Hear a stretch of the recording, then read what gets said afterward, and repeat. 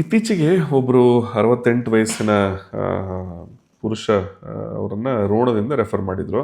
ಅವ್ರ ಕಂಪ್ಲೇಂಟ್ ಏನಂತಂದ್ರೆ ಅವ್ರು 25-30 ವರ್ಷದಿಂದ ಒಟ್ಟ ರಾತ್ರಿ ನಿದ್ದಿಲ್ಲ.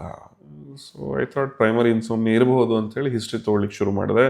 ಅವ್ರು ಹೇಳಿದ್ದು ಏನಂತಂದ್ರೆ, ನನಗೆ ನಿದ್ದೆ ಬರ್ತೈತ್ರಿ ಡಾಕ್ಟ್ರೆ, ರಾತ್ರಿ ಯಾವಾಗ ಮುಕ್ಕೊಳಕ್ಕೆ ಹಾಸಿಗೆ ಹೋಗ್ತೇನೋ, ಯಾವಾಗ ನಿದ್ದೆ ಹತ್ತೈತೋ ಅವಾಗ ನನಗೆ ಇದ್ದಕ್ಕಿದ್ದಂಗೆ ಎಚ್ಚರ ಆಗಿಬಿಡ್ತೈತಿ. ಯಾಕಂತಂದ್ರೆ ಕಾಲಾಗ ಏನೋ ಒಂಥರ ಅಸಮಾಧಾನ, ಏನೋ ಹುಳ ಓಡಾಡ್ದಂಗೆ ಆಗೋದು, ಒಟ್ಟು ಕುಂಡ್ರಕ್ಕಾಗೋದಿಲ್ಲ, ಮುಕ್ಕೊಳಕ್ಕಾಗೋದಿಲ್ಲ, ಎದ್ದು ಓಡಾಡಬೇಕು. ಎದ್ದು ಓಡಾಡಿದ್ರೆ ಸಮಾಧಾನ ಅನ್ನಿಸ್ತತಿ.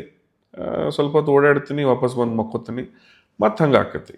ನಿದ್ದೆ ಹತ್ತಿದ ಕೂಡಲೇ ಮತ್ತೆ ಒಂಥರ ಅಸಮಾಧಾನ, ಎದ್ದು ಬಿಡ್ಬೇಕಾಕತಿ.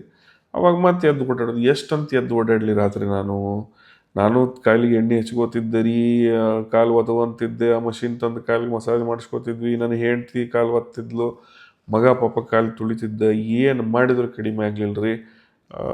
ಭಾಳಷ್ಟು ಕಡೆ ಅವರು ತೋರಿಸಿದ್ರು ಸಹಿತ.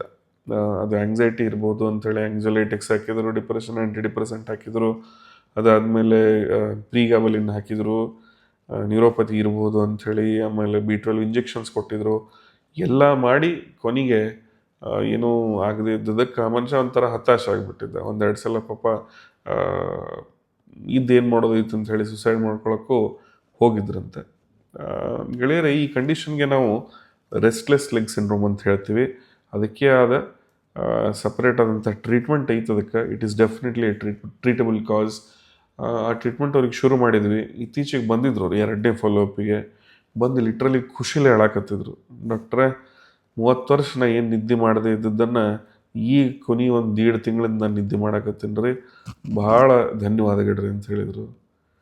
ಯಾ, that is what is medical science is all about. And ಇಂಥ ಸ್ಯಾಟಿಸ್ಫ್ಯಾಕ್ಟರಿ ಮೂಮೆಂಟ್ಸೇ ನಮಗೆ ನಮ್ಮ ವೃತ್ತಿಯಲ್ಲಿ ಮುಂದುವರಿಲಿಕ್ಕೆ ಮೋಟಿವೇಟ್ ಮಾಡ್ತವೆ. ಧನ್ಯವಾದಗಳು.